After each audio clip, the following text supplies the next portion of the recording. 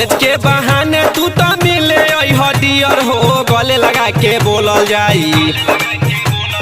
College के बहाने तू तो मिले डियर हो गले लगा के बोलल जाई। हैप्पी न्यू ईयर हो गले लगा के बोलल जाई। हैप्पी न्यू ईयर हो गले लगा के बोलल जाई। हैप्पी न्यू ईयर हो अपने अइह सखी के लइह जानी भूलइह डियर हो गले लगा के बोलल जाई। हैप्पी न्यू ईयर हो गले लगा के बोलल जाई। हैप्पी न्यू ईयर हो गले लगा के बोलल जाई। हैप्पी न्यू ईयर हो।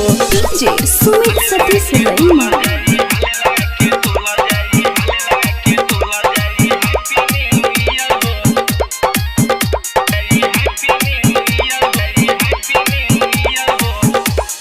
2021 के 1 जनवरी के यह फराक पहन के पियर हो हाल फिलहाल में भइल बाही तो सुन गाना हम दियर हो।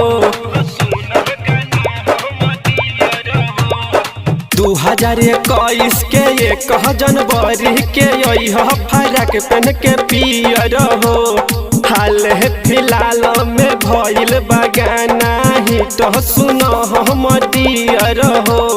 सज धज के यह घूमे चलल जाई दियर हो गले लगा के बोलल जाई। हैप्पी न्यू ईयर हो गले लगा के बोलल जाई। हैप्पी न्यू ईयर हो गले लगा के बोलल जाई। हैप्पी न्यू ईयर हो।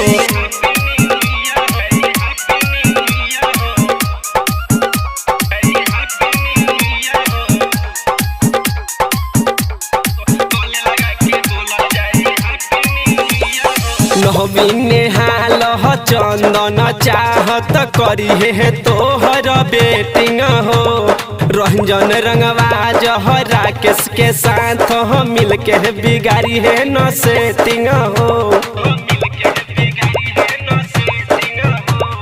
नवीन नेहाल चंदन चाहत करी है तोहर बेटिंग हो रंजन रंगवाज राकेश के साथ मिल के बिगाड़ी है न सेटिंग हो।